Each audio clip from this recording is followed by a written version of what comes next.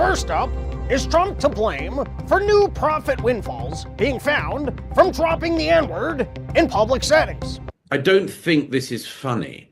Next, after a man who repeatedly got himself bitten by poisonous snakes gained immunity, there's a nationwide call for more humans getting out there and doing stupid shit, with some scientists looking to the homeless to see what antibodies they may have to cure the mRNA in your bloodstream.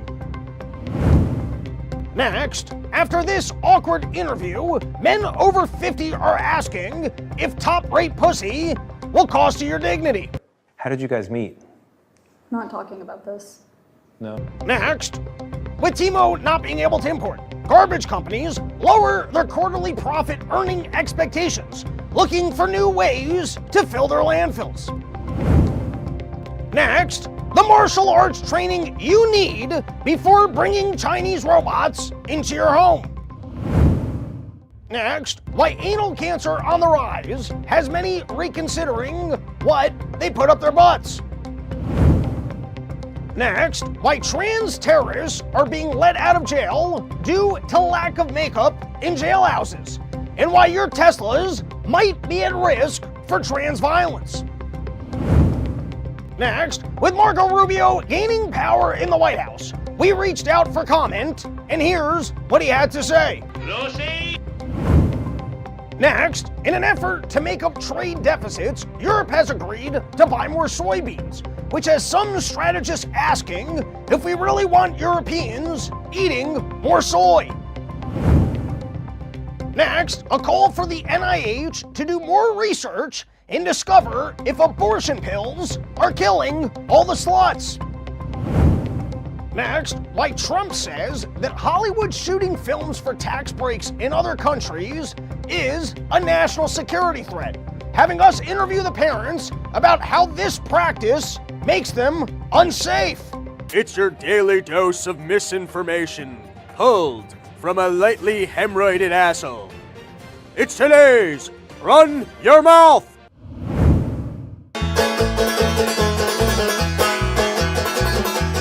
People try and tell you what you gotta do. Don't you listen to them unless you think it's true. Follow your heart and your dreams. Follow your heart and your dreams.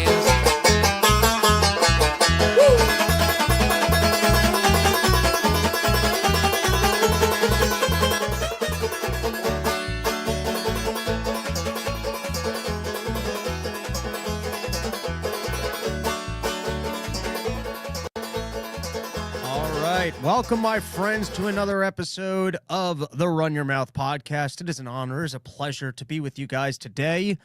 And Porch Tour this weekend. If you're out in Florida, we got West Palm Beach, we got St. Augustine. We're going to be out there with my good buddy Chris Warren, having ourselves a good old time. Hopefully get some beach swimming action in. Come hang out. West Palm Beach was a fun one last year. Last year we did a live pod with Clint, and we were hanging out in the lawn until, like 2 in the morning. It was a good hang. Anyways, looking forward to being back in Florida. You can find all the Porch Tour dates by looking behind me or going to porchtour.com. You get all the dates right there. We got a lot of Porch Tour action coming at you. Come hang out with us. Also, and listen, we're an announcement show now. This is what we do. We're not covering the news. We're just doing announcements. It's going to be the announcement show, the Run Your Mouth announcement podcast. I have a website, robbernsteincomedy.com. The thing is far from finished. At some point, there will be a paywall there and a lot more content, including stand-up clips, including cut pieces from the intros, including more episodes. There's going to be a lot of stuff going on there. At the moment, if you feel like giving me $5, you can sign up, but there's nothing to sign up for. And I was going to do the first paywalled episode this past weekend. We just weren't ready to launch. So there is an episode that is on the website that is not available anywhere else because some of that juicy content, the internet would strip it right down. I was hanging out with Steven, the Wonderborn 9 scientist. We went on a San Diego homeless penis walking tour because last time when I was in San Diego, I saw a homeless man with a flaccid penis the size of a Coke bottle, just with little beads of sweat. He was just tanning it on the side of the street. And I decided to venture out with Steven, learn about autism, and see if we could spot some more homeless penises out in the wild. So if you want to listen to that podcast, it is available audio only for free on my website, robbernsteincomedy.com. Next up is, does someone want to trade them my Tesla for my Mazda? Because apparently Mazda's pulling out over the tariffs. They don't want to hire the American workers, so they're boogieing right out of the American market. And I'd rather be on Team Conservative, at least publicly on this one. I'd rather have trans terrorists defecating on top of my Tesla than starting to suddenly drive in the very uncool car to conservatives on the road. And listen, I'm okay with my Mazda. Honestly, I think I preferred my last Subaru. This thing's got a nice boost going forward, but it's like the smallest size SUV, and it's got less trunk space than I just had in my sedan when I had the sedan, with better visibility, better four-wheel drive traction. And listen, that Subaru didn't last long enough, and that dealership experience was so miserable that I swapped brands. And my car's fine. It's suitable. It's a little bit fun when you give it some juice and you're moving forward directionally. But, I don't need, when the neo-Nazis start going out there and going after all the businesses that decided not to support the American marketplace as the central government policy for more factories comes to be, and then the way that unions used to engage in, violence and take over factories and whatnots, as we start, deciding that the war is on random people that bought motor vehicles, and that becomes the flag and symbol for what team you're on. I don't want to get placed on the wrong team here. Listen, I know that I'm a libertarian and this is dumb team sports, but, if things start popping off, I'd rather be on Team Conservative, and I don't want to start driving around in what turns out to be a liberal flag. Anyways, if you're out there, you want to trade a perfectly good Tesla for a perfectly good Mazda, we can have a conversation about it, even though I don't really want an EV. All right, listen, I don't retract things on the show too often because typically I get things incredibly right. But on the last episode of Part of the Problem, some new information came to light on the Dave Portnoy story. Listen, it happens maybe 1 in every 100 topics on Part of the Problem where I find out 2 minutes before the show that we're going to be talking about something. Usually I find out in advance, or usually sometimes they're topics that I pitched. And every once in a while, a topic that I was not, that I didn't know that we were going to be talking about, I get a text a couple minutes beforehand, hey, let's add this one. And usually when that happens, I read the news and I'm in the loop on it. On that storyline, I wasn't that interested when I saw the headline, so I didn't really dig into the Dave Portnoy anti-Semitism storyline. And now I got two general philosophies for news analysis. And I forget some of the other ones because I've said them before. And but one of them is I always err on the side of jokes. I'm a person who makes terrible, horrible, horrific jokes. And, sometimes you swing and you miss. And it was a bad joke and people are upset at you. And in comedy clubs, sometimes you have to deal with the energy of a whole room of people that are very upset with you, which, as much as comedians talk about how much bombing sucks, it's even worse in person when you're at like a party and you just say something over the top and then you got to sit in that bomb energy of that you said something that was unfunny to people and now they just think you're a horrible person. But I always err on the side of jokes, and I always err by the, it's kind of lame when we start yelling about anti-Semitism, so I don't want to be out here thinking that everyone's coming for me just because I'm Jewish.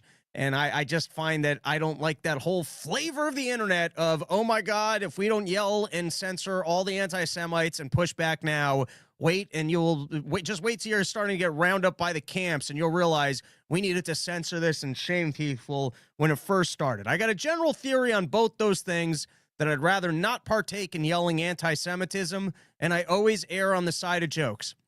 Now, I understand that these kids, firstly, I guess it's a club with douchey bottle service, and part of the douchey bottle service, if you buy an overpriced bottle, is they have to bring out a sign.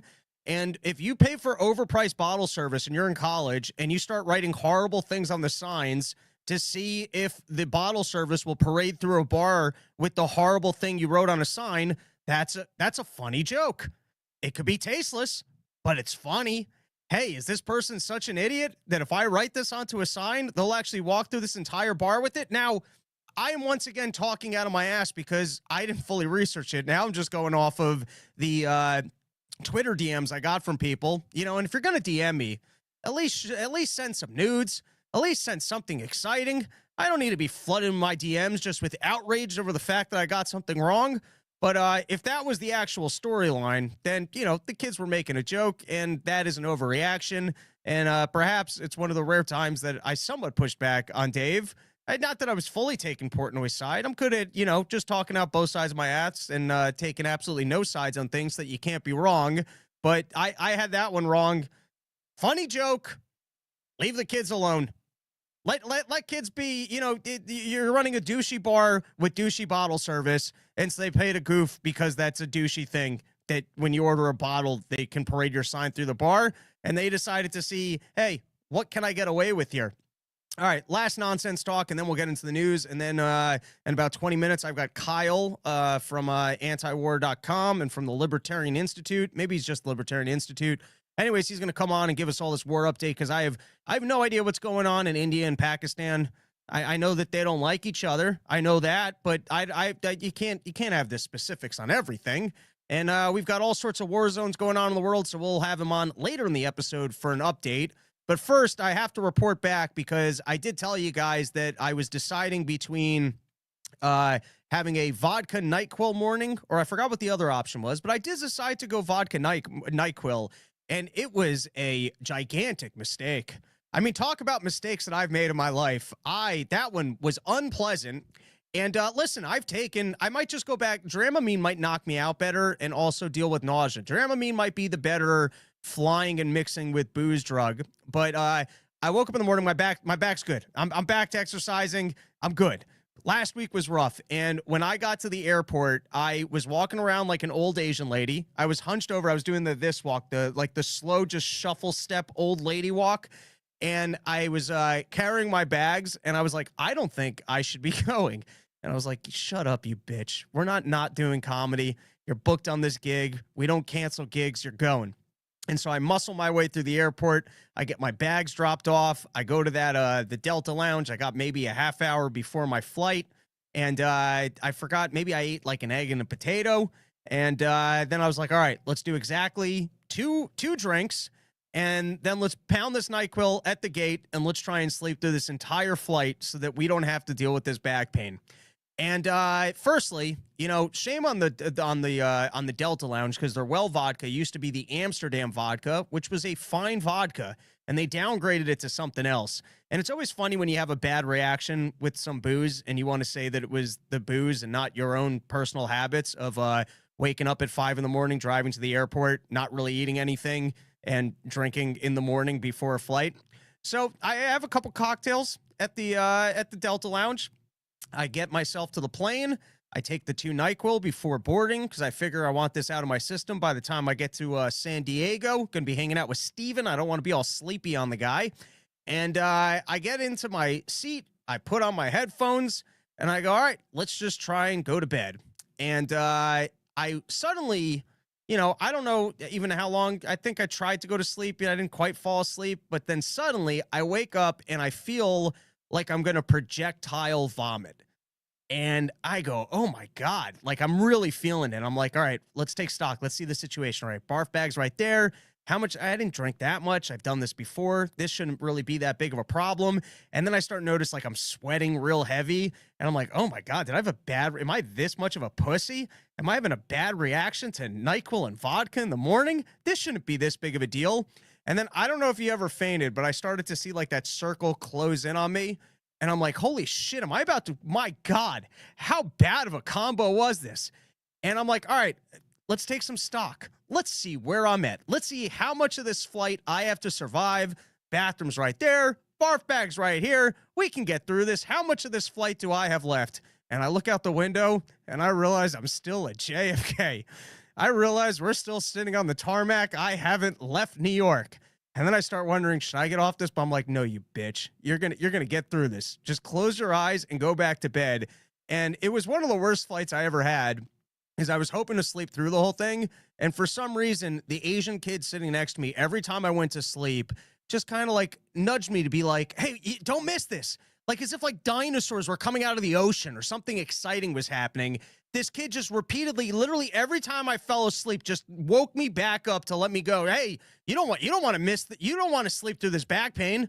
And that was a miserable flight. And then coming back, man, great shows out in San Diego. I don't love transfer flights or flying out west. But coming back, I woke up at 3:45 in the morning because that first flight was like $200 cheaper than any of the other flights, and I was like, all right, whatever, we can suck we can suck it up. Let's go. Woke up at 3:45 in the morning. I get to the airport. Of course, plane's delayed. Classic. Not by much. I get on the plane, and then I made the mistake of, instead of just going to bed, I started watching that show on Paramount, Lioness. Season 2 was much better than season 1. I didn't sleep 1 minute on that flight. Instead, I watched the entire thing, which was solid. And then of course, it's amazing because even the airlines aren't ready for like the flights that take off at 6 a.m, because then we get into New York and they're like, oh yeah, they got no open lanes for us, so we're just going to circle for another hour. And then you finally land and they go, hey, there's no open gates, so it's just going to be another hour. And then your 6-hour flight turns into an 8-hour flight. I woke up at 3:45 in the morning. I didn't get into my apartment till like 8 p.m. And there you go. That's if you ever wanted to know what the glamour of comedy on the road is, there you go. Episode brought to you by YoKratom.com, home of the $6 kilo, and the only place in the entire world where you can get an entire kilo of kratom for just $60. Normally, I would go to the comments now, but I've got Kyle coming on shortly, and I want to cover some of what I got here. So let's get into it. This is, I listened to a little bit of this lady on Tucker Carlson, but this storyline made it to the New York Post. Bush official claims U.S. built secret $21 trillion underground city for rich and powerful to live if near extinction event happens. And I always figured, the elites got nice bunkers. We've watched enough movies. You've seen it 1,000 times. The world's coming to an end, but the elites, they got a plan. They got boats that are going to go into the ocean. They've got bunkers. They've got robots. I've watched all the science fiction movies late at night on planes and whatnots. We've all seen this. And certainly, we would all think that the elites must have a really good option if we end up in a nuclear war where them and their families will go underground. Now, 21 trillion is a staggering number. That's nearly half of the current U.S. level of debt, 60% of the U.S. level of debt. That's a staggering amount of money for these guys to have planned. And we should almost not let the elites have a backup plan because that makes all of us more expendable. But then I thought, would this not be the greatest sitcom of all time if there was an extinction level event and all the elites go into the bunker? Does Trump get into that bunker? Does it turn into, what was the Rodney Dangerfield golf movie? Caddyshack. Does it turn into Caddyshack, where the richest, most powerful guy is just the misfit amongst the other country club type characters, where all the elites get to escape the doom of humanity as they've blown up the world? And then they just got to sit around with Trump all day going, it never would have, sure, I was in charge when it happened, but it never would have happened if you guys weren't there first. It shouldn't have happened. It happened when I was there, but it never would have happened. Just full on. And like the rest of them are somehow aging, and Trump's just got full energy all the time. And they're like, does this guy ever go to sleep? Does he ever tire? He figures out a new system for putting out tweets. All right. Next story, no tax on overtime plan takes shape, apparently up till $10,000 in tips. And if you put in overtime under $100,000, they're planning on not taxing it. And how do we scam this one? How do I create a new business called the Overtime and Tips Corporation LLC? Is there can I send out every contract where now it's no longer pay and I'm actually just receiving a tip for my service? Can I reorganize all the labor as being overtime? Can I create different LLCs so that there's different versions of me that were only working for tips? Who's going to get out there and get this scam going? The elites, they're the ones that are always working out these tax scams to figure out how nothing's ever income. It's always a deferred payment, capital gains. I didn't own that the money I made was actually a loss to my corporation. Is this going to be our golden opportunity to finally get out of our tax bills? All right. And now Carney tells Trump that Canada isn't for sale. And, listen, I'll give Trump a hard time on a lot of topics. And I personally don't like negotiating by throwing down heavy anchors because I don't really like the tension of it. I don't like the having to bold-face lie of it. But it's funny for the guy to come in and be like, sure, we're going to pay for NATO and we'll drop all your tariffs. This is being hyperbolic. He didn't quite all say these things, but listen, we're not for sale. And then walking out feeling like you were victorious. You go back to Canada, you're like, I showed Trump, I told him we're not for sale. I conceded to all the other demands, but we're not for sale. And, Trumper walks out, what a sucker.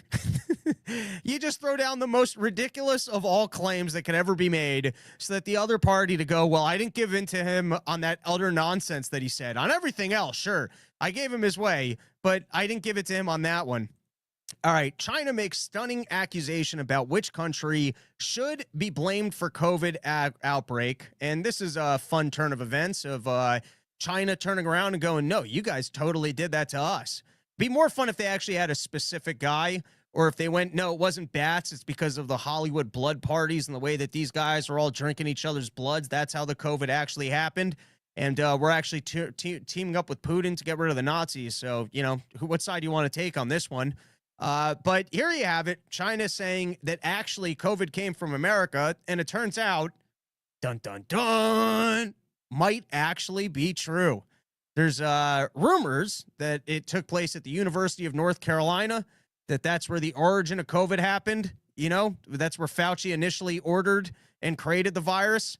And the most recent storyline is Trump coming along and banning the gain of function research. Now, I've already said this.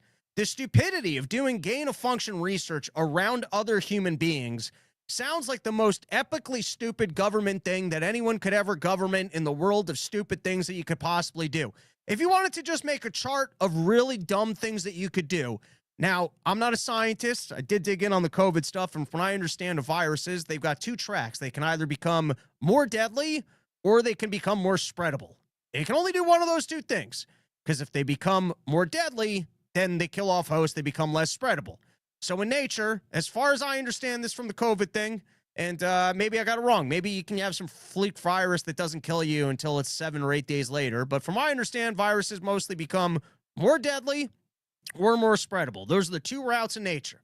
And then you got scientists coming along, and you go, well, what happens if a virus were to do both those things at the same time? Now, what are the odds of that actually happening in nature? I don't know. I'm not a scientist. I'm not a math guy.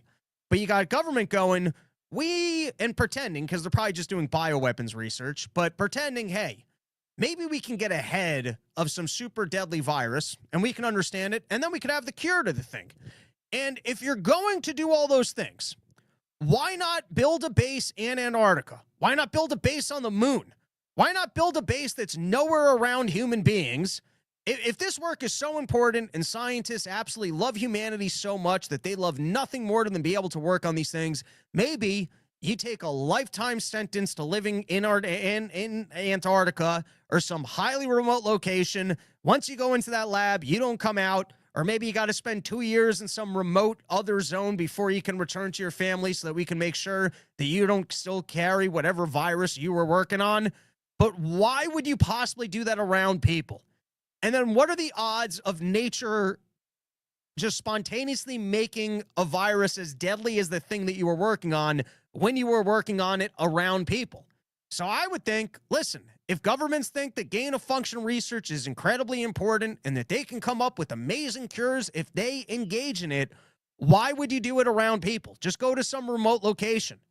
And if it doubles as bioweapons research, the idea that you would then outsource it to the Chinese Communist Party, which everyone wants to declare as our enemy, that's also, that's like if we had the chart of the dumbest things the government's ever done, gain of function research around people sounds really stupid. And then outsourcing it to China is just a level of stupid above that level of stupid.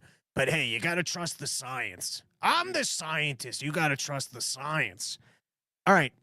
Now, here's what's so great about AI these days is because no one actually gives you any information. So you basically got to use AI to write your own news stories and figure out what's actually going on here. And so first is I thought that Obama had already done a moratorium let's just go with a pause. That's an easier word. He had already paused gain of function research. Scientists came after him. They said, hey, this Fauci guy's a giant idiot. There's no reason why we should be doing this within the United States of America. And so from what I understood, Fauci had already broken the law because there was supposed to be a pause on this stuff. So I just went to Gronk to find out, hey, what are the details? How is this different? And what I found out, key differences between Trump's executive order and Obama's moratorium. Obama's moratorium targeted federally funded gain-of-function research involving specific pathogens, did not apply to privately funded research, and allowed exemptions for research deemed urgent for public health or national security, subject to review. Trump's executive order is broader in scope, targeting all federally funded gain-of-function research. It extends restrictions to foreign research in countries of concern, which we're going to find out. Going a little bit Fauci here and adding this kicker of concern. Includes focus on privately funded research, and it's a temporary pause until they can better figure out how they can do this without it being a danger to humanity. Now, I was reading Vigilant Fox, which is a good follow, and this guy, Tom Renz, pointed out that within the White House document, it sounds like they haven't actually put a pause on all gain-of-function research. In fact, it almost sounds to me like they're validating Fauci and saying that they're only putting a pause on gain of function of concern. Remember that little ridiculous kicker that he came up with to pretend like he wasn't lying when he said that they weren't doing gain of function research? Well, apparently, it sounds like Trump's doing the exact same thing. I don't want to read this whole thing, but I got it up on the screen. You guys can read it. It's right here. And then here's another line. This order pauses research using infectious pathogens and toxins in the United States that may pose a danger to American citizens until a safer, more enforceable, and transparent policy government, like with the right amount of regulation. Then we can do it. We need the right amount of regulation. Then we can get it done.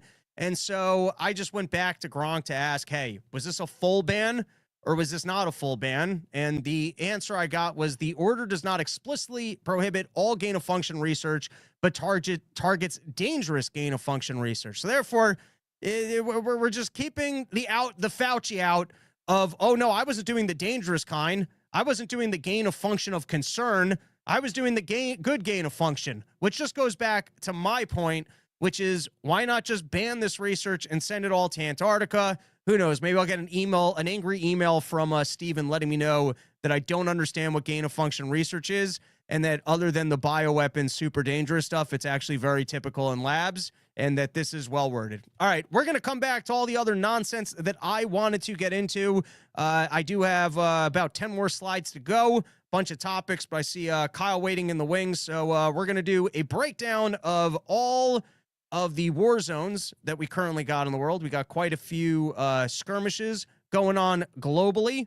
And before I bring Kyle on, well, I'll bring you on, but before I introduce you here, I would like to plug another sponsor, which is PhoenixAmmo.com. We are anti-war individuals. We don't like what the deep state does. We don't like all the profits that they make all of these wars. And that's why fans of this show, if you want bullets for your firearms, go to PhoenixAmmo.com. They got great prices. They got big old bags of ammo, whatever you're looking for. And they are a company that will not sell to the government. So you can know that you're getting the bullets that you love for your freedom. If you're over the age of 21, being responsible with your firearm or any other restrictions that I should state at this time, just insert them here, government. You guys engage in enough censorship. If there was some other restriction that I should have said, just insert it right here. I'm just letting the people know if you're a responsible owner of your firearm and you're looking for bullets, PhoenixAmmo.com will sell it to you, but they will never sell it to the government. Kyle, it's a pleasure to have you back on the show. How you doing, good sir? Doing well, Robbie. Thanks for having me back on. I'm going to assume that's a green screen, but I like this peaceful lifestyle for you. I would have seen you in more caveman type setting or more warehouse style living. But you got a wife and kid now, so who knows? Maybe she's really decorated the place all the way down to a piano that you play late at night. That's right. I'm very sophisticated here, Robbie. All right, let's start with this because we've got all sorts of war zones going on all over the place. I'm already reading too much, and there's only so much research I want to do. So let's start with the India, Pakistan, and I'd like to start off by knowing, what did we do? What did America do here? Who did we fund? What terrorist organization were we involved with that decided to use the stuff that we sent to bomb someone else that started off the whole thingy thing? Give me the scoop here. What's going on? Well, I guess the British probably bear more responsibility for the All right, I'm conflict okay between with that. India and Pakistan than the U.S. actually does. We do have relationships with both governments. Uh-oh, I one of think us. last year during the Biden administration, there was a coup. What's going on? I I think your audio just cut out for a second there, but keep going. I think Okay. the internet will catch a flow. All right, so the U.S. did back a coup in Pakistan last year, and so the U.S. does have a lot of influence over the Pakistani government. We've tried to build and have closer ties with India, but these two countries have a disputed region, Kashmir and Jammu. It's like mostly Muslim area, and so the people who live there would like to be part of Pakistan or independent. India wants to control it because it's a really beautiful area and there's a lot of resources there, and so they would like to have that territory. They have a military occupation over part of the territory. Part of the territory is kind of loosely held by Pakistan, more independent than I think fully oversaw by Islamabad, but they certainly do have a role there. And last week, there's a fairly large terrorist attack, which does happen every few years. And India responded by launching some missiles into Pakistan, and then Pakistan fired some artillery shells back over the border. My thinking here is, Robbie, is that this is actually going to settle down. I think both of Ooh, these okay. countries have quite a bit of will have quite a bit of pressure from the rest of the world, particularly Russia and China, pushing them to kind of simmer down tensions. And the fact that particularly Pakistan's nuclear weapons are on pretty heightened alert and kind of hair trigger, I don't think either of these countries want to take it too far. And so my guess is that external pressure will push them to tamp down on this, and we don't see this escalating to bigger fighting. You see, This that's happened why. in 2019 too, by the way, something similar exchange. And in India has similar exchanges with China every few years in the Himalayas, and it doesn't always But they escalate do into a awesome major sword conflict. fights. Yeah, I mean, up there they beat each other to death with 2x4s wrapped in barbed wire, like in the American South. So It's so cool because the stupidity of like the gamemanship of what we allow for warfare that doesn't escalate to nuclear war. The fact that India worked out a deal with China that they can each have warriors on both sides that go up and test the other one's border, and then they have sword fights and planks of barbed wire fights. Film that. You want to talk about entertainment? The Indian warriors versus the Chinese ninjas climbing the mountains and duking it out to see who can test the other one's border in some weird sportsmanship game. That's just good fun. That's a good time. So what I like about this is I guess I just kind of had the feeling of like, listen, we're this is like the South Park episode of the show of Planet Earth, and India, Pakistan, you guys are not the main characters. You don't get to start nuclear wars. Like if China, America, or someone else that we were backing, and then the whole thing gets nuked and the elites go down into their bunkers. Not that I want that, but at least you can accept that. But we can't accept India and Pakistan, some side characters from season 3 getting us into a nuclear war, which is why I did figure that the elites would come in and be like, guys, this is the nuclear war is our storyline. You guys have to chill out here. yeah, I mean, I do think, I know you're joking, but essentially right about the overall dynamics of all of this, where you are going to have other countries come in and put pressure. And look, both countries have a lot to lose here. China is fairly aligned with Pakistan. And so if India either dedicates too much resources to the fight in Pakistan, they could weaken their flank with China, or China would just give Pakistan weapons and armaments to really inflict a blow on the Indian military. They apparently lost at least one, but maybe up to 3 fighter jets in carrying out their attack in Pakistan. And so I don't think either military here is fully equipped to fight a real war. And the And now leadership has to know that. the Pakistani terrorist group that carried out the initial attack that pissed off the Indians, are they somehow aligned to the Pakistani government? And that's why India goes, or is India making the claim, hey, you're responsible because you're not policing these guys enough? Is there a loose affiliation? Like, how responsible, in your opinion, or what's the alignment of that terrorist group with the Pakistani government? So it's important to remember in Pakistan, it's not like the United States where the ISI, their intelligence service, is, I think, truly independent from the civilian leadership of the country, as well as like the Pakistani military.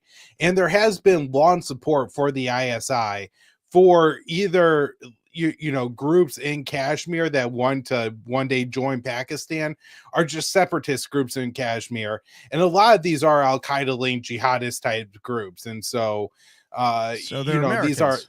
these are bad actors that will carry out terrorist attacks. You know, I do think over the years Pakistan's support for these groups has probably waned to some degree. Eric Margolis is somebody who I've followed and whose books I've read on this issue, including the book War at the Top of the World. And he wrote an article that we reprinted at antiwar.com earlier this week. And he does acknowledge that the ISI and Pakistan's support for these separatist terrorist groups isn't as strong as it once was, but he can't say to what degree, and neither can I, that this group was supported by Pakistan, maybe pushed by Pakistan to carry out this particular attack, or if, like you said, it's more of a lack of policing, where at this point the ISI kind of just allows these groups to fester, knowing that their real goal is going to be to go into the Indian part of Kashmir and then carry out attacks against tourist or Indian forces, as we often see. I always hoped that if Pakistan and India went to war, they would just lob diarrhea bombs at each other and compete for whose food is worse. All right, so your prediction on Pakistan, India is though it's making headlines, it will likely de-escalate because China and Russia will get involved, and Russia will be like, we're not sending any nat gas. China's gonna be like, hey, we'll arm up Pakistan, and so India might. It sounds to me like India will probably be, just based off of what you're saying, India will probably be the first to be like, all right, let's not pop this off. Yeah, I think so. That's my reading of this situation. All right, let's move on to the next one. Let's get our update on what's going on with the Houthis. We bombed a whole bunch of targets out there, killed some people, killed some civilians, and now the latest is, from what I understand, Houthis like, we're not going to attack any more American ships. Donald Trump claiming, oh, look, you know, they're not going to attack anyone's ships, which I guess is not quite what they said. Although there is the walk back, they did bomb some airport or got close to the airport out in Israel. Israel attacked them back. Usually, you know, when Israel starts getting involved, we're not walking away from the situations, because then we go, well, that's the Iran-backed terrorists. We can't have Iran with that kind of influence in the region. But seemingly Trump feels like he got his rocks off. He blew up a couple sites, and he wants to walk back from engaging with the Houthis. Why don't you actually give us the intel of what's going on over there? Yeah, I mean, so the short story is I think the Houthis essentially get to declare victory here. But to kind of explain why, we have to go back to January 2024, when the Houthis announced that they were going to stop Israeli-linked shipping from going through the Red Sea, and the Biden administration started bombing Yemen in response.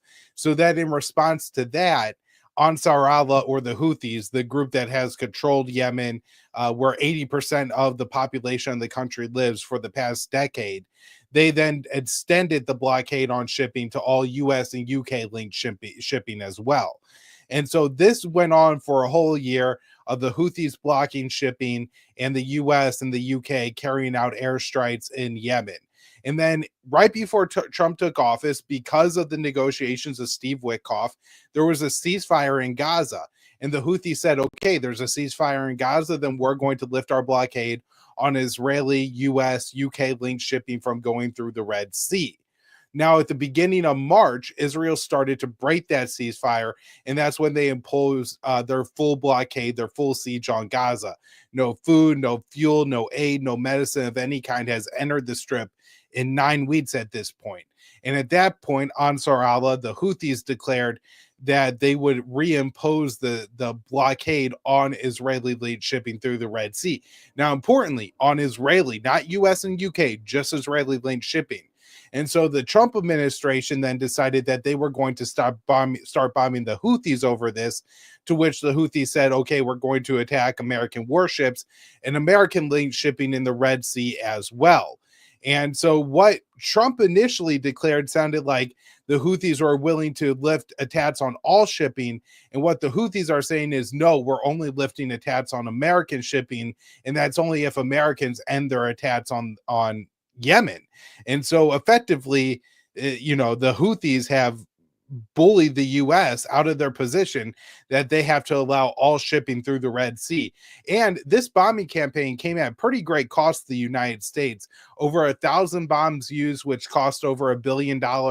We lost 2 fighter jets that fell overboard, the Harry S. Truman, at least one because a Houthi missile was nearby and the ship had to take evasive maneuvers. We have 2 aircraft carrier strikers deployed to the Middle East. We have some of our most advanced air defense systems deployed to Israel, all because of Yemen and the Houthis. And so the price of this has to be mounting. And additionally, this is getting in the way of the Iran talks, because in Washington, everything that the Houthis do is blamed on Iran. It really shouldn't be. That's not the relationship, but because that's the consensus in Washington, every time the Houthis carry out an attack on Israel or anything like that, then the Houthis in the U.S. say, we got to go attack Iran because, look, their proxies are attacking Israel, which it's not a proxy, but that's what Washington says. So by doing this and reducing some of the tensions between the U.S. and the Houthis, it does open a little bit more of a window for talks between the U.S. and Iran. Now, why isn't there an opportunity there's so much money in global shipping. Now, I would almost think that private military contractors could be protecting these ships and they could figure it out. Now, maybe it's because it's, surface to air missiles or whatever, ground to air missiles, and so that's harder to defend against. But why can't the Navy SEALs just start contracting, basically, hey, we'll protect your ship while it's coming through here, and just kind of, be protective? Is that not, do we not have the technology, the resources? Is it not possible because of the missiles that come from like fixed positions within, I guess, Yemen? Like, why is that not an option to go, hey, we'll protect your ship, but you got to pay us? Yeah, I think it's because at this point, the Houthis military is advanced enough that it takes quite a bit of the U.S. military capabilities to deflect their missiles. And in fact, I don't really think the U.S. necessarily has a defense for the Houthis' anti-ship ballistic missiles, which an anti-ship ballistic missile probably isn't a very accurate munition. I highly doubt that they would ever be able to hit a U.S. aircraft carrier because of these are unguided missiles. They're sent on a set track, but they do travel at a higher rate of speed. They could just intercept these things. So they've apparently struggled with intercepting the anti-ship ballistic missiles. Now, the Houthis also fired drones and cruise missiles, which the Navy has done a pretty good job of shooting down. They often, I believe, just use their 50 caliber. They're called C-RAM systems that just, put down a lot of rounds, and they use that to blow up the missiles.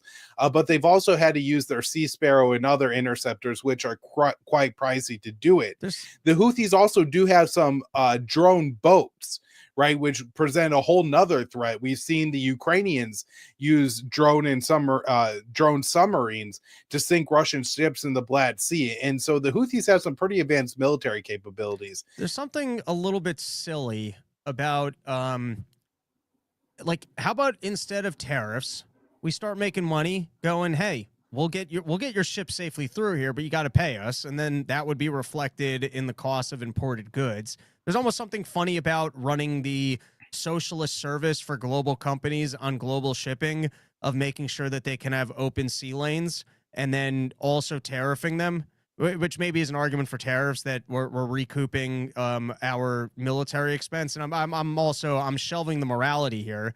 But I would almost, from a Trump first, hey, you got to pay us for what we're doing type thing, I would almost think this would be an opportunity for the military to figure out how to deal. Like, we found out that some of our military gear did not work in Ukraine, and then they just started making these cheaper drones that were more effective, which I think is an outgrowth of how much money is given over to the military and just socialism in general, that it's not the free market. You don't have to actually show results.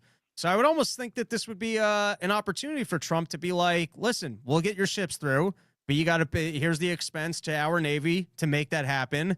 And then you could start figuring out all your drone technology to make it happen. Yeah, I mean, my guess, Robbie, is that the price that the U.S. Navy would charge to escort the ships through would probably be far higher than the ships just going around Africa, which is the other shipping route. You know, the main, other than Israel, I think the main country that loses here are the European countries that, again, have to pay a little bit more for shipping. Turn on Israel if we don't get their back and make sure that the situation de-escalates, that the Houthis aren't bombing people's ships. Right. Well, and that's the thing is for these countries, it would probably be easier to pressure the United States and to pressure Israel into ending the onslaught in Gaza, because as soon as that happens, the Houthis will stop attacking international shipping going through the Red Sea, and that sea lane will be open again. All right. So now let's move over to the current situation in Russia, Ukraine.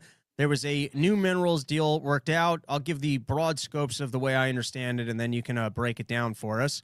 The current deal sounds like it's less exploitive than the original deal, and that we're not getting a credit for all the free military gear that we had sent them, but instead there's now going to be a joint fund of which whatever new military contributions we make to the country, that's our credit within the fund. Now, for the first 10 years of the fund, all of that money goes back to reinvesting within the country. And I'm just going to assume that reinvestment's actually just paying for more military gear. So it sounds like Trump has essentially figured out, listen, I can't just be spending US dollars over in Ukraine. How do I frame this as if Ukraine's actually paying for it with its natural resources so that I can keep the war going? Now, in terms of keeping the war going, I guess it's unclear if this is now a negotiating tool of trying to get Putin to walk, Putin's got a good deal on the table, which is you can keep all your territories, and now the war's over. You can keep what you conquered, and you can keep, we'll finally, recognize Crimea as being Russia. And if you don't want to do that, then we'll actually continue to support this war, and you guys are going to have your loss of life and your cost of continuing to go on with the war. Now, I don't know if there's new territories that have more critical minerals that it's actually cost effective for Russia to be conquering more territories within the Ukraine. But I do know that your initial prediction was that this was going to become like a North Korea, South Korea. Basically, these two countries are going to be somewhat at war forever. So firstly, why don't you give us the breakdown on how the mineral deal actually works? Because that was just a broad scope. I haven't really dug in. And I guess what your prediction is if this is now basically Trump's just kind of keeping the war going, same as it was. Well, Robbie, I think everything you said in your analysis was right as far as breaking it down. There's just one part to this that makes me think the Americans may actually get scammed here by the Ukrainians. Ooh, because juicy. it seems like what they're going to do is they're going to say open up companies and new ventures, right? And so this will open up a mining company that's going to mine all these rare earth minerals in southern Ukraine. And then the Americans will get a chunk of the the ownership of that company. And so let's say it's valued at $2 billion, and the Americans then get half ownership of that company, and that's $1 billion. So now that's $1 billion in credit that the Ukrainians could use to buy American weapons. But Robbie, what happens if maybe that company doesn't exist? Maybe it never gets any minerals out of the ground. It never makes any money. Right? Then who got scammed here? And so I think that this was a pretty, clever play by the Ukrainians. I'll give Zelensky credit for that. But I think Donald Trump is really a sucker on the way that this deal is played out. Maybe all these ventures will start producing and profiting, and that the Americans are actually going to be stealing from the Ukrainians. But I don't think that's the way that this is going to go. I think it's a Ukrainian scheme to buy American weapons. Slick enough people on his team to go, hey, that's an over-evaluation, so we're not. Well, firstly, even the credit, I guess, kind of comes back. I mean, this was the nonsense of when they were basically pitching us supporting the deep state of, hey, we're not wasting money, it's going to our military industrial complex. So I'm saying, I'm kind of like saying this with half a wink in my eye, but I guess the minerals are supposed to be funding or is the mineral money coming back basically as buying military goods from us? So if there's an overestimation, it's basically an overcredit of, I guess, what our government will be purchasing from the military industrial complex and sending over there. Is that Yeah, the gist of it? yeah. I think that's that's the way I see this going down. Okay, Is and that then we're going to give Ukraine free weapons, thinking that we're getting equity in minerals down the companies that line, either and who don't knows if we'll exist. ever Yeah. actually see those minerals. Now, where do you see it going from here? Do you see Putin going, all right, this is a pretty good deal on the table. I get to keep the conquer. Like, firstly, has Ukraine agreed to that? That if Russia at this point goes, hey, we'll sign a treaty, but we're keeping our territories, does Ukraine, does Donald Trump force them to agree to that? Does Putin even go for it? Like, what do you think is the next step here? Or has Trump just figured out how to, sell keeping the war ongoing and pretending like we're profiting from it? So last week on my show, the Kyle Anslone show, I interviewed two veteran diplomats, Ian Proud, a British diplomat, and James Carden, who worked on the Russia file in the Obama administration, and both said that they thought frozen conflict was going to be the situation here, something like North South Korea, and I really don't see very much of a pathway away from that, because you had the Ukrainian side, the American side, and the Russian side, and nobody seems to agree on anything at this point. The Ukrainians are unwilling to concede anything, it seems. The Russians, for their part, so they currently they've annexed 4 Ukrainian territories: Kherson, Zaporizhia, Donetsk, and Luhansk. And Luhansk, they control about 95% of that province, right? So they control almost all that territory. But in Donetsk, Zaporizhia, and Kherson, they only control about half of the territory that they've annexed. And the U.S. plan calls for Russia to give up on that additional territory, where the Russians say they're not willing to make that concession. I think from Moscow's point of view, what Putin is saying sitting in the Kremlin is, this is a war of attrition that we will win. That there's no way the West could continue to bat the Ukrainians forever. The Ukrainians lack the manpower, the trained troops, and eventually the military is going to completely collapse. And at which point we'll dictate our terms to Kiev at the diplomat table. Now, that's going to come at a significant price tag for Russia. They'll lose tens of thousands of soldiers in that process, billions of dollars in military equipment, and of course they'll continue to drop their image on the world stage. But I think Putin is prepared to pay those prices to get that territory. And so I kind of see Russia just continuing to push forward until they take all the territory they want, or the Ukrainian military collapses. I think Trump is going to get tired of the mediations pretty soon and just kind of wash his hands from that standpoint. But I do think he's going to continue to sell the Ukrainians weapons. And there's kind of 2 pools of money that is going to be drawn from. The first is the mineral deal that we just talked about, and how I think they're going to really inflate billions of dollars in scam companies in order to get money to buy weapons from the United States. And the United States deep state will be in on that because they don't care. It's just Certainly. a new way of funding the war and putting it on the taxpayers.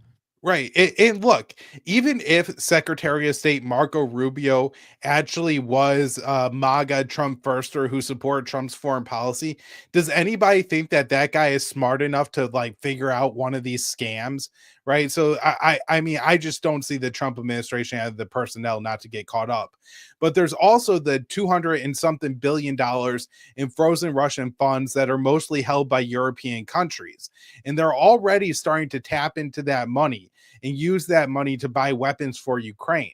And look, if Zelensky comes to Washington with $10 billion in his pocket and says to Donald Trump, I want to buy X, Y, and Z missiles, I think there's almost no chance that Donald Trump says no to that. And so while the kind of where the money is coming from, how the proxy war in Ukraine is funded by the West, I think it's going to change, but the proxy war itself is going to continue either until Russia takes all the territory at once or the Ukrainian military collapses. But I think either way, you don't get a real resolution to the conflict with that. It's and the held money, it's that silly thing that I've pointed out before, that these countries can get along, and then in some aspects they just choose not to. So, for example, we talked about it. Russia was selling oil, still natural gas, through Ukraine, with Ukraine taking a profit up until last year. We were getting along with Russia in terms of the space station for a long period of time. And the money thing's cartoonish, because it's like, if you're at war with the country and you've got $200 billion of their money, yeah, why would you hand it back to them? But the flip side of that is you're going to be disincentivizing people in the future from partaking in the U.S. monetary system if your wealth can just be seized by them at any moment, which obviously doesn't favor the U.S., which needs to export its inflation to the rest of the world and keep up the dollar demand. Right. And look, if this war ends up coming to the Ukrainian military collapsing and Putin really gained to dictate terms to Kiev, I mean, he could say mineral deals at that point, or will Putin be like, yeah, and the mineral deals are off? And then I guess hopefully by that point we're at the next administration. So, I guess they just take that deal to make Trump look bad and go, look, we didn't even make any money off this stupid mineral deal. Yeah, or Putin will say that, you owe me $200 billion that of money of mine that you've stolen. And so I'm going to take that in Ukraine. And so maybe he'll take an additional province of Ukraine that's filled with these rare earth minerals. And he'll say, I'll sell them to you. I'll sell you those minerals, but I'm getting my $200 billion back. I think that's going to be a part of the Russian position here. Let's cover two more topics, then I'm going to get back to my previously scheduled nonsense. Let's go for the Iran update. I'm basically reading articles that are insinuating that the Obama deal was pretty good and that Trump is basically trying to re-put together the Obama deal. I don't know enough about this. Why don't you let people know, one, what the Obama deal was, two, if the Obama deal was good, three, if the Trump version is any different than that, and four, does he actually get a deal done? Or does this escalate to the war that Israel desperately wants? Or maybe I'm mischaracterizing that. Maybe Israel doesn't. So I'll hand it to you to actually give us the details on it. All right. So, yeah, let's start 2015, because that's when the original deal was negotiated and signed between the U.S., Iran, and also parties to the deal were Russia, China, the UK, France, and Germany. Right. And so all these countries were a part of the JCPOA. And what this did is it put additional restrictions and limitations and inspections on Iran's civilian nuclear program. And so they agreed to only enrich uranium up to 3.67%. They agreed to only have a certain number of centrifuges to spin and enrich uranium up to that level. They reworked one of their nuclear reactors to produce a less heavy type of nuclear waste. And all this was aimed at just, making it clear that we have a civilian nuclear program and in no way are trying to weaponize our nuclear program. And in exchange, Iran was supposed to get access to Western economies and have their sanctions against them removed. And so, of course, this is signed in 2015. Well, the next year is the presidential election, and then Trump's in office. And one of the things that Trump ran on during his first term was Obama got a bad deal, that he got shafted. And really, it was the Iranians that got shafted, because Iran has always been a member of the Non-Proliferation Treaty. They had a nuclear program that resembled those of several U.S. allies. Japan, South Korea, Germany, also Brazil had a similar nuclear program where, yes, they've mastered the uranium fuel cycle and can produce nuclear energy. They could enrich their nuclear waste. And having that means you could have a civilian, a medical nuclear program, but also if you really, really wanted to, you could enrich the nuclear fuel up to the point where it could be weaponized. And of course, then you had to build and test a bomb and a delivery system and all kinds of other things to really have a workable nuclear weapon. But they would have essentially the components to have that, right? And so Iran walked back from that in order to be able to do trade with the West.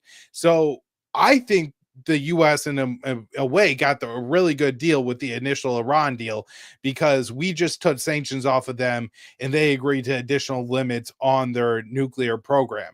Trump comes into office, and in 2018 he withdraws from that agreement, even though Iran is in full compliance with it. There's no doubts about it whatsoever. Iran's in full compliance. They've done everything they've needed to do, and the U.S. Left the deal and reimposed sanctions. Trump saying we need a tougher, a stronger deal, because it only addressed Iran's nuclear program. It didn't put limits on their missile program, on their ties with other groups in the Middle East, like the Shia militias of Iraq and Syria, Hezbollah in southern Lebanon, the Houthis in Yemen. And so because it didn't do those things, Trump said it was a bad deal. Now, Biden, at the start of his administration, attempted to negotiate to re-enter the deal. And what happened was Israel started carrying out assassinations in Iran, drone attacks inside Iran. They seized over a dozen Iranian ships in the Red and the Mediterranean seas. And I think a large part, these Israeli provocations made it so that the talks really never went forward. And of course, Biden didn't put very much effort into it in that time anyways. So during the Biden administration, the relationship with Iran just kind of continued to move downward, just at a slower pace than during the Trump administration. So now Trump comes into office, and Robbie, the American intelligence community is saying, and has been saying for 2 decades, that Iran is not trying to build a nuclear bomb. But Trump comes into office saying, oh, we can't allow the Iranians to get a nuclear bomb. His director of national intelligence, Tulsi Gabbard, is saying the Iranians aren't trying to get a nuclear bomb, yet he's saying we have to prevent the Iranians from getting a nuclear bomb. And so now he's entered into these talks with the Iranians. And the problem is the Iranians gave up everything they were willing and could possibly give up during the negotiations with Obama for the JCPOA. But Donald Trump is Mr. Art of the deal. So he has to have a tougher and a better deal than Obama did, and is trying to say that the Iranians could have no nuclear enrichment whatsoever, which is a red line for Tehran. They're saying that they're not going to agree to a deal there. So ultimately, I don't think any deal gets done between the U.S. and the Iranians during the Trump administration. I also don't think we end up going to war with Iran during the Trump administration. For all of his blustering and for all the reporting we're getting that Netanyahu wants to go to war with Iran, I'm highly skeptical of this. Netanyahu's main goal is creating greater Israel. That means annexing Gaza, annexing the West Bank, kicking Hezbollah out of southern Lebanon, and taking southern Syria, which he is well on his way to doing. However, the Israeli military is stretched. They've just called up tens of thousands of reservists. Many are refusing to report to duty because they've already served for hundreds of days since October 7th. They're burnt out. They're tired of Netanyahu. And Iran isn't doing a damn thing to interfere with Israel, bombing Syria every day, bombing Lebanon every day. Gaza, they've more or less announced that they're annexing and kicking the Palestinians out. Bezalel Smotrich said they're going to be confined to a small area. That's the finance minister, the Israeli finance minister. The Palestinians in Gaza will be confined to a small area, and then they'll be slowly removed to third countries. Israel has created an office within their defense ministry dedicated just to resettling Palestinians outside of Gaza. They actually have an official government office for that. And so if Iran isn't interfering with Israel when Israel is going to create greater Israel, they're going to annex Gaza and the West Bank, Netanyahu going and picking a fight with Iran is probably the one thing that could screw up his plan at this point. And really, I think achieving what his life goal has been, to take Gaza and the West Bank from the Palestinians. And as evil as I think Netanyahu is a horrible, deplorable man. But I don't think he's stupid either. I think he's extremely cunning, extremely smart. And that's why he's so dangerous. And that's why I don't think we're going to war with Iran. And it's just going to be the Israelis focusing on the countries I mentioned. So moving back to Israel, and then we'll close out our conversation there. So all these people that had been sent from their homes in the north to the south, so now they're going to get sent back to the south and to a smaller area as Israel, I guess, comes through and starts doing more of a actual man on the street operation to remove Hamas. Is that at least the claim of Israel? Yeah, that's what's going on here. It's important to remember that after the ceasefire was broke by Israel, that they had the hostage deal and ceasefire with Hamas until March 18th when Israel broke it. Israel at that time didn't declare any new safe zones or humanitarian zones in Gaza. And so right now, there's not like an official place for the Palestinians to go. Most of them are congregated in this area known as Mawasi. It's kind of on the coast in southern Gaza. But Israel is now saying, oh, Hamas has infested that place, so we have to remove you all. And so this means that the people are going to be rounded up.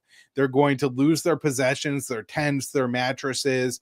I'm sure a lot of the men will be separated off and hauled off to Israeli detention facilities.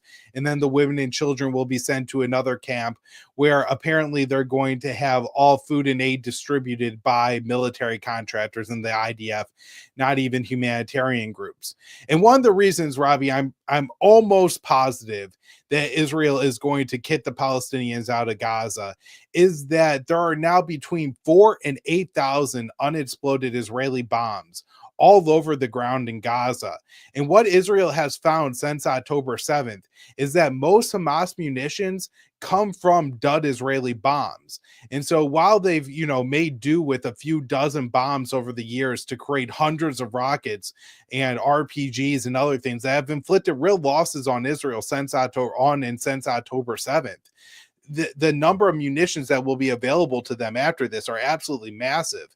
And Hamas still has its strength of 40,000 fighters. That's according to U.S. and Israeli intelligence, and most of their tunnel network still intact. So after all these efforts, they're basically, because I wasn't sure about that 40,000 number. I had said it on part of the problem, but I just wasn't sure about it. So according to your calculations, they're basically back.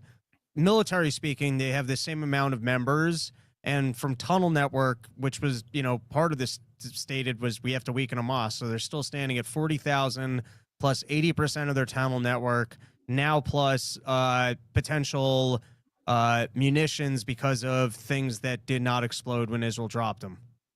Yes. Yep. All that. And I think I've read the Israeli intelligence put the tunnel network between like 2/3 and 75% still intact. And the 40,000 fighters number comes from a member of the Israeli Knesset. So in other words, for all of the operations and death in the area, the stated goal of trying to uproot Hamas thus far, if they were to stop today, Hamas is it in a stronger place than it was? It's basically in the same place. Like, I'm just saying the stated goal of uprooting Hamas, Israel has not really come close to achieving that goal as of yet. Yeah, I would assume that they're in a stronger position, or at least would be within a few months once they have time to send out their teams to retrieve the bombs and break them down into rockets and things like that. All right. That is all that I was looking to cover. Thank you for all the homework that you actually do and being able to give us all the specifics on the update. Before you go, why don't you plug all the fine work that you're doing over at the Libertarian Institute and with your podcast? Yeah, so check out the Libertarian Institute, where I'm the news editor. I write news stories every day for the Institute. I'm also the opinion editor at antiwar.com, so you can check out the viewpoint section there. And I host two podcasts, one Conflicts of Interest, where it's me more going over the news, and also the Kyle Anslone Show, where I interview real experts and people who have even more knowledge than me on these topics. And I really try to get into a lot of details and break down the news of the day with really, really smart people. So check out the Kyle Anslone Show as well. There you go. Thank you so much for the update. I'm going to go back to my previously scheduled nonsense here. And let's take the opportunity. Let's plug another sponsor, and Sheath Underwear. My friends, it is summer porch store season. I'm wearing my sheaths right now. I think the camera's too high up. I think I'd be wedging myself in that spandex. You don't want that going. Anyways, sheathunderwear.com, promo code RYM. You get yourself 20% off the greatest underwear that's ever graced the balls of man. I don't want to be on flights. I don't want to be out in the heat. I want to know that my fat thighs are friction free because of that incredible smooth fabric of the Sheath underwears. I'm currently wearing the Donald Cerrone's, the Predators, and that's my personal favorite. I like the ones that go like down the leg and really give you some good coverage on those thighs. Make sure that nothing's rubbing together. Everything's nicely tucked into place with that incredible sheath fabric that absorbs all the sweat and keeps everything cool, calm, and collected. Sheathunderwear.com, promo code RYM. You get yourself 20% off the greatest underwear that's ever graced the balls of man. All right, let's go back. Let's try and figure out where I was. We already covered this guy. We covered this guy. We covered this. I think this is where we were.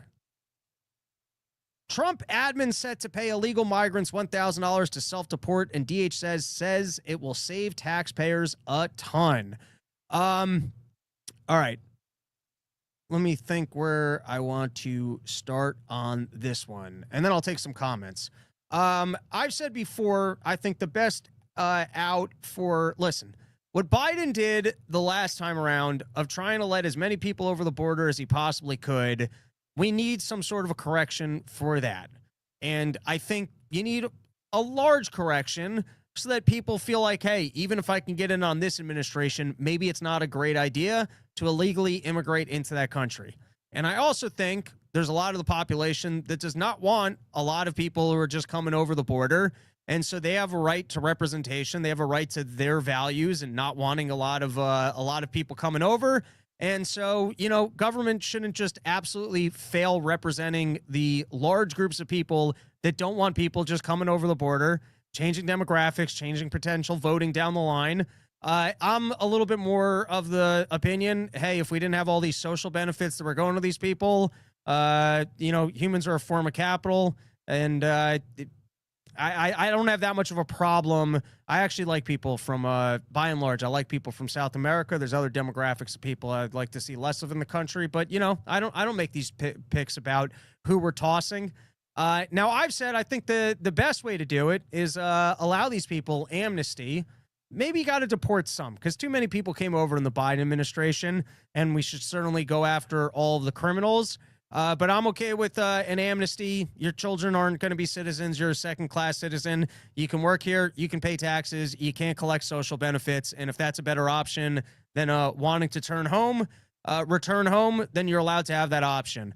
Also, something that I've been reading about, but I haven't heard much chatter, is it's interesting how easy it is to kind of live in this country as an illegal citizen, and that a lot of states will even give you licenses. There's a lot of businesses that will employ you. And so in terms of, firstly, this just makes sense. I forget the number. Was it $14,000 is spent when we have to deport someone? It might be even larger than that. So there could be an opportunity of, as opposed to having to go door to door and trying to figure out who we're going to deport, we give people the opportunity to self-deport and, you know, get a paycheck for doing so. You can also make it tougher to just exist in this country as a non-U.S. citizen. Whereas, like, if you're getting pulled over at a traffic stop and it turns out that you're not an American citizen, ICE gets called. You know, or if you go into businesses like a grocery, I mean, listen, every business I've worked for was forced to keep records on my taxes. When I go into a store, they're forced to look at an ID before they sell me alcohol. I guess you could force businesses to start actually checking American licenses to make sure that you're an American citizen. Now, I don't know how that works with everyone. You'd have to, I guess, show papers if you have a visa or otherwise, and maybe that's too much to ask of businesses. But there certainly are some practical means and ways by which you can make being an illegal citizen within this country more difficult than it currently is. You could even make it that as we explore whether or not we need more cheap labor from other countries, which I know this audience finds offensive, but it could be, I don't know all the dynamics about the farm labor in this country and the countries that make use of migrant labor. And the current way that it's done is probably in the worst and most exploitive of ways, in that you might not have other options for legal work, or you might have a permit that came from a specific employer, so you don't really have much of an option of leaving that employer type deal.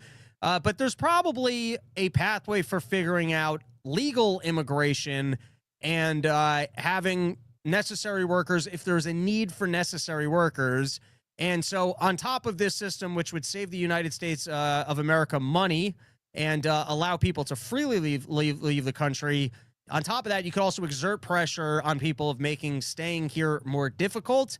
And then perhaps the people that self-deport could, instead of being considered as, you could look at it one way and go, hey, you illegally came here the first time, and so you're going to be banned once you self-deport. Or you could even go the other way, which is, if we figure out systems in the future for expanding immigration, we appreciate your risk-taking and that the effort that you went through because you so desperately wanted to live in this country, that maybe there could be a lottery system where these people could even be at the front of the line. Not saying that's the best system.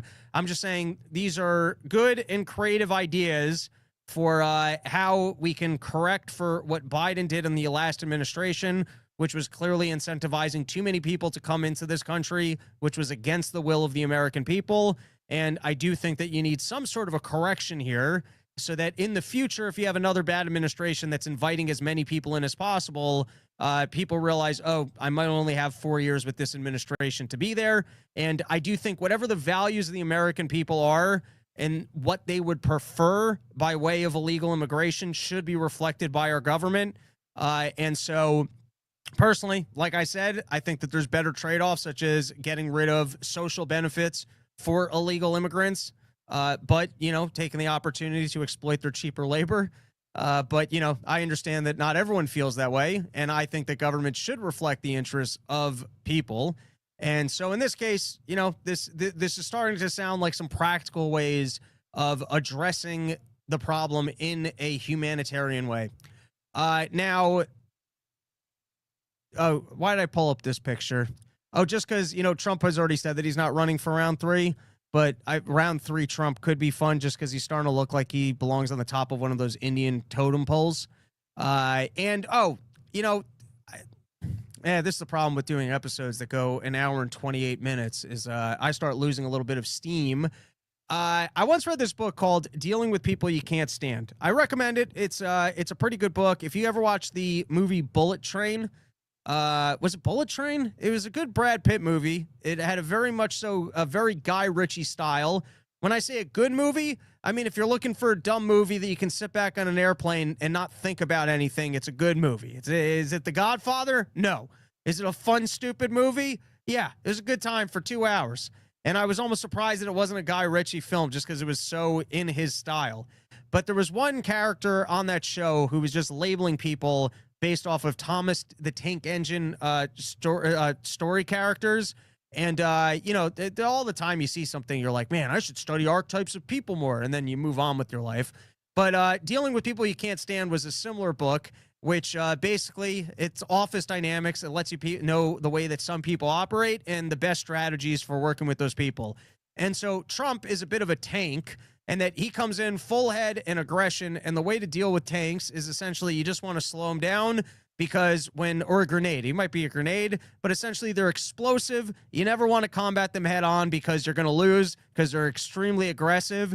And while they're red-tempered or they got focused and they're looking for compliance, if you're in those tracks and you're in their way, you're going to have a difficult time if you try and match their aggression with aggression. And so the way that you want to operate with the tank is you essentially want to stand back and try and slow them down because they get bored and 2 weeks later they just move on.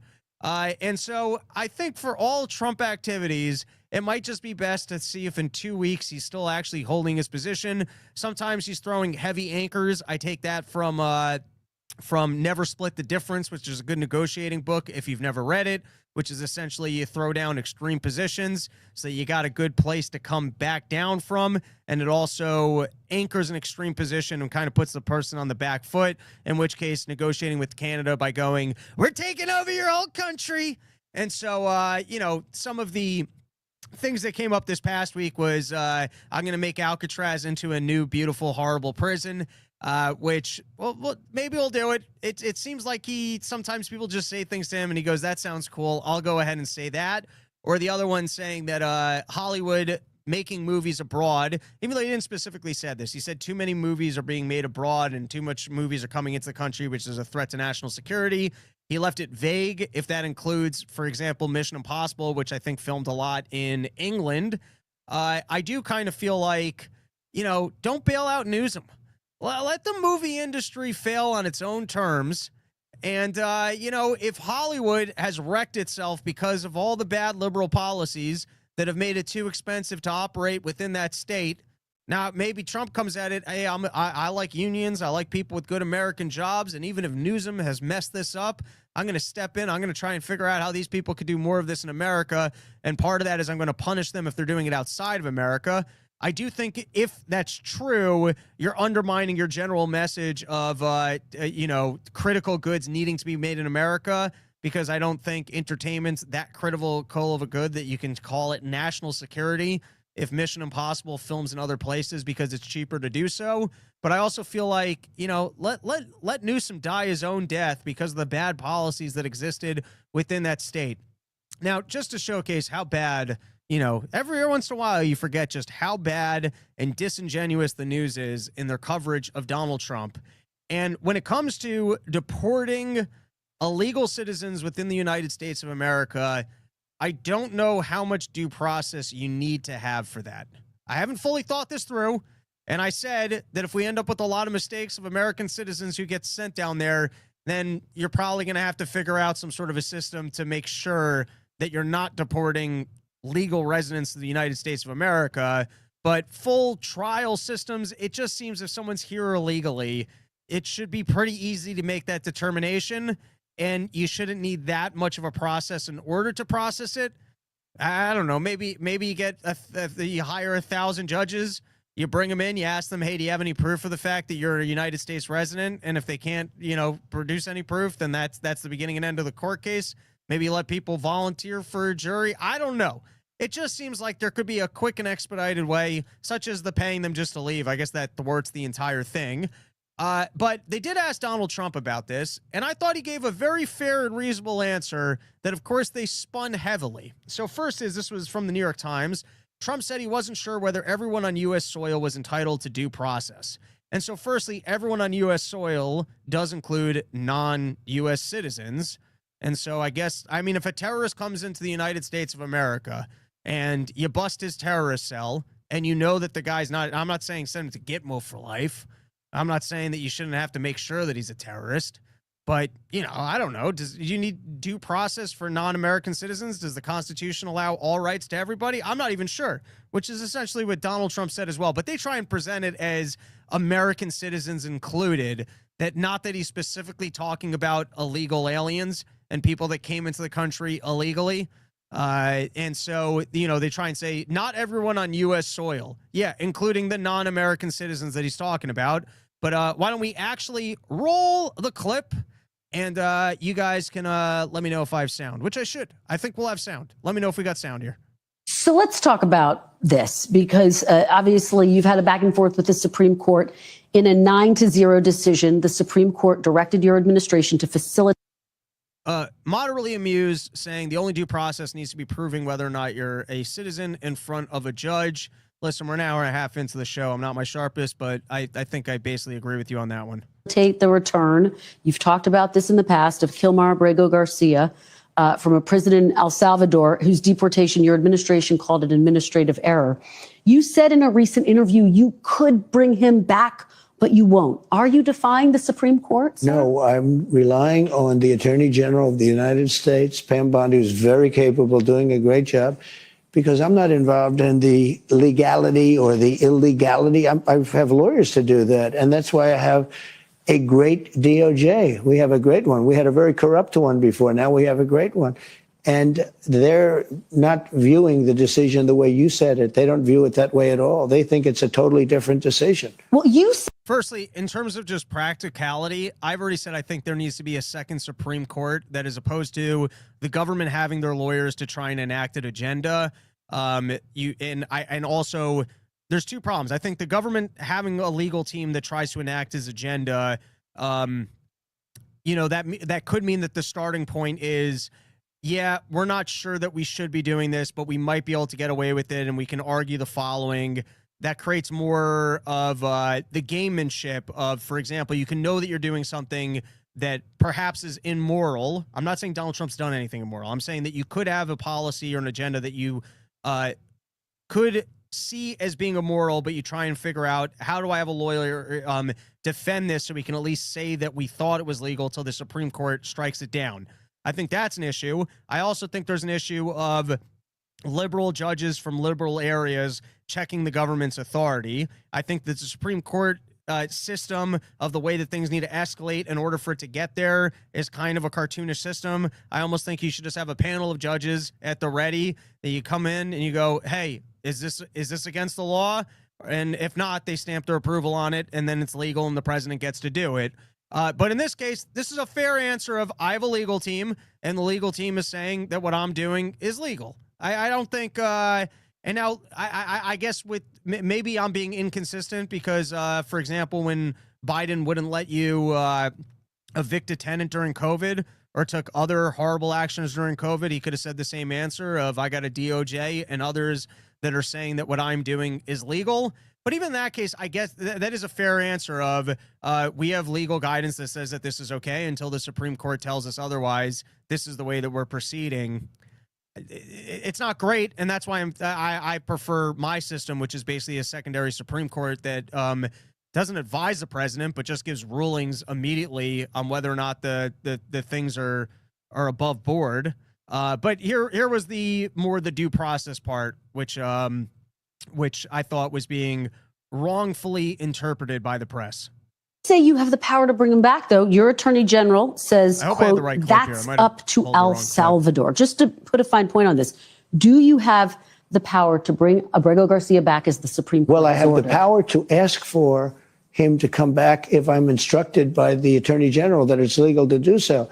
But the decision as to whether or not he should come back will be the head of El Salvador. He's a very capable man. Well, and your attorney general has said the issue is with that word facilitate. Will you seek clarification from the Supreme Court? Do you need to go back to the Supreme Court? We may do that. I was asking about that. We may do that. Your Secretary of State says everyone who's here, citizens and non-citizens, deserve due process. Do you agree, Mr. President? I don't know. I'm not a lawyer. I don't know. Well, the Fifth Amendment says I don't know. It seems it might say that, but if you're talking about that, then we'd have to have 1 million or 2 million or 3 million trials. We have thousands of people that are some murderers and some drug dealers and some of the worst people on earth. Some of the worst, most dangerous people on earth. And I was elected to get them the hell out of here, and the courts are holding me from doing it. But even given those numbers that you're talking about, don't you need to uphold the Constitution of the United States as president? I don't know. I have to respond by saying again, I have brilliant lawyers that work for me, and they are going to obviously follow what the Supreme Court said. What you said is not what I heard the Supreme Court said. They have a different interpretation. Is anyone in your administration right now in contact with El Salvador about... So let's talk about... Right. Oh, sorry. I didn't mean to restart it. Listen, the El Salvador story we've already spoken about and commented on and run circles on plenty of times. I feel like it's the distraction story.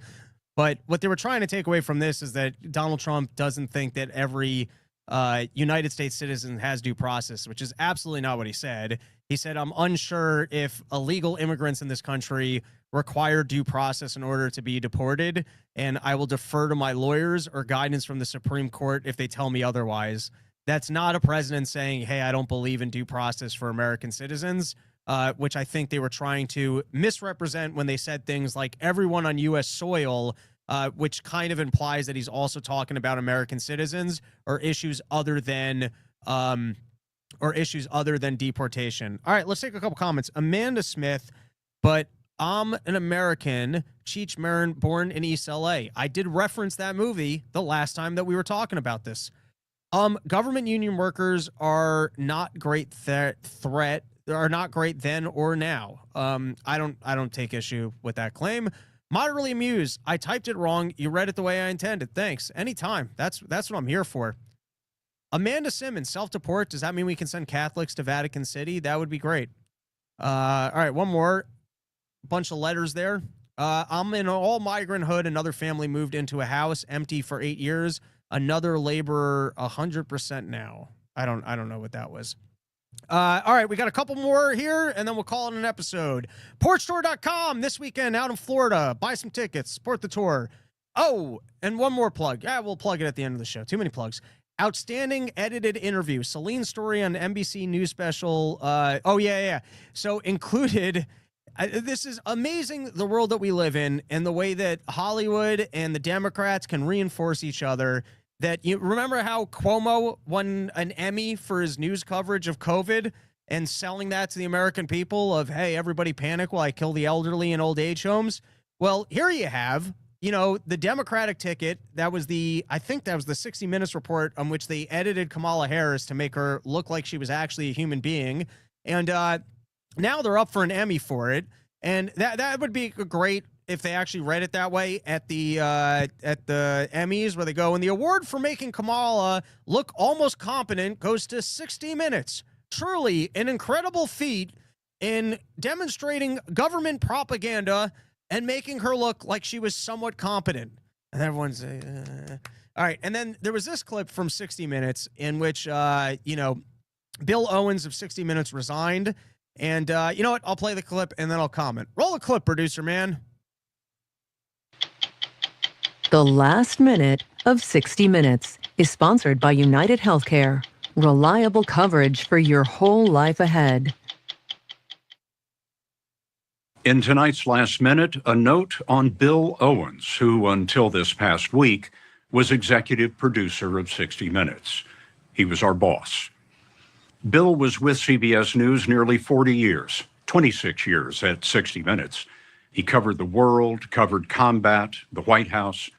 His was a quest to open minds, not close them. If you've ever worked hard for a boss because you admired him, then you understand what we've enjoyed here. Bill resigned Tuesday. It was hard on him and hard on us, but he did it for us and you. Stories we pursued for 57 years are often controversial. Lately, the Israel-Gaza war and the Trump administration. Bill made sure they were accurate and fair. He was tough that way. But our parent company, Paramount, is trying to complete a merger. The Trump administration must approve it. Paramount began to supervise our content in new ways. None of our stories has been blocked, but Bill felt he lost the independence that honest journalism requires. No one here is happy about it, but in resigning, Bill proved one thing. He was the right person to lead 60 Minutes all along. I want to pause that there. Well, that's actually the end of it. But so here you have somebody's leaving 60 Minutes because they feel that they can no longer do the journalism that they're looking to do because they have pressure from a parent company that is seeking favor from the administration. And so they're looking to play ball with the administration in order that they can conduct business in the way they want to conduct business. And my question is, how often is this exactly what's going on behind the scenes? So in this case, I guess we're hearing about it because, Paramount is they're looking to conduct a merger and so they want to be on Donald Trump's good side. But how much government courtship and money and everything else is floating behind the scenes that influences news coverage? Then in this case, it happens to be, I guess, a more liberal media company trying to seek favor with a conservative administration. But just how often is this what the real storyline is of stories that we are or aren't hearing because people are trying to be in line with the government and court government favor? And so in this case, you guys engaged in liberal propaganda. And does that actually mean that the Donald Trump administration is going to be holding up the merger?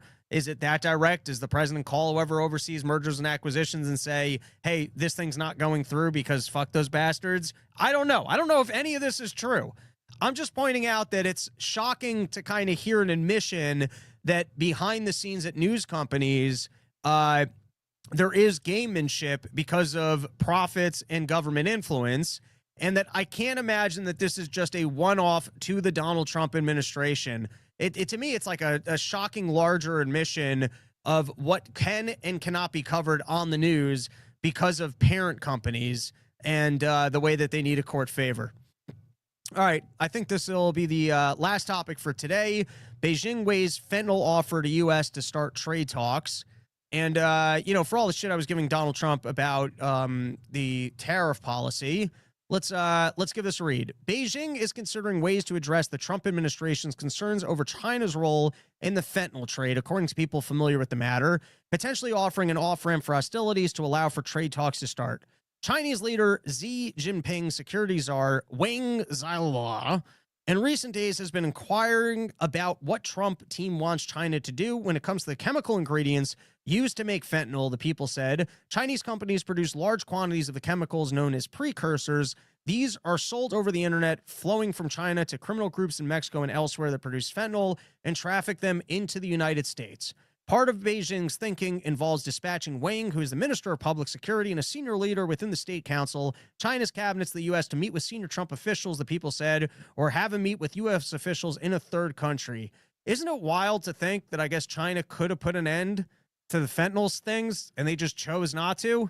And then, you know, even if there's a hiccup in trade, and I do hope that Donald Trump and China work out trades so that we can continue to exploit their cheaper labor over there and have cheaper goods over here, even if that means that you can't have the factory job that you desperately want. I guess this would be quite a win if we pressure China into, hey, quit killing American citizens by making fentanyl available to the cartel to import into our country. All right, that is our episode. Thank you for hanging out with us. Final plug of the show is that if you want to go to robbernsteinmerch.com, I'm going to be replacing all the items on the site. Basically, I found a shirt, the Comfort Colors. I think they're higher quality. They're a higher production cost. Actually made in the United States of America. I don't know about the original thing, but they're printed in the United States of America because I know you guys like those American jobs. So I'm going to be pulling down all the hats. I didn't really particularly like the hats. I think I might pull down the mug as well. I don't know that I ever got the thing completely centered. I have the mug right here. The mug's not bad. I like the mug. It's pretty good, but I can't tell if maybe it's just my OCD or if the thing's a little bit off-centered. I can't tell. Is that fine or is it a little off? I can't tell. It's a pretty good mug. Anyways, everything on the site is currently at a just $5 markup, and you've got t-shirts there, the Fauci's, which are on the they're all solid. I've been wearing them. You got the thinner Gildans, you got the thicker Gildans. Everything's at a $5 markup. So last chance, if you want to buy the current inventory for a couple more days, it'll be up there at robbernsteinmerch.com. And then I'm pulling off everything, and I'm going to be switching to the Comfort Colors, which is a higher quality t-shirt than the current quality of t-shirts. And it's all probably going to be $20 as opposed to the current $12 or $13 because that's what I'm going to be selling them for at the live shows because I got to pay for shipping when I receive them, which changes the cost. Anyways, right now on the site, cheapest option to get some merch. And if you're interested in the hats, I'm pulling those down. The mug I might pull down. So there's some items that won't be available probably come next week because I'm going to be switching everything to the higher quality tees.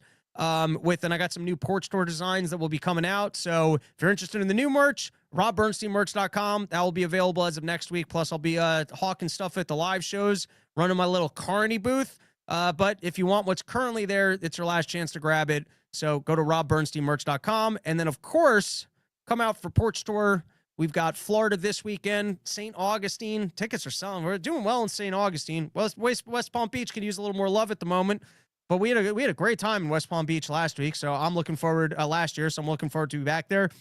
And then the next run is Lorden, VA, which is about 20 minutes outside of DC. Then we're doing Virginia Beach again, and then I got a show out. I think it's near like Morristown, New Jersey. And then the following week or 2 weeks after that, we got our Texas run, which includes I don't remember. It's out by the beach. I'm back in Austin, which is a stacked show. Owen Glass Band's on that one that's out in that beach town. And then that San Antonio, I think we're doing San Antonio again. Anyways, porchstore.com. You can find all that information there. Thanks for hanging out with us. We'll be back probably this weekend with another episode. And then once more, you can watch my my San Diego homeless penis tour with Steven from Cell Shot Nutrition, product that I love as well. All right, later, guys. That's the episode.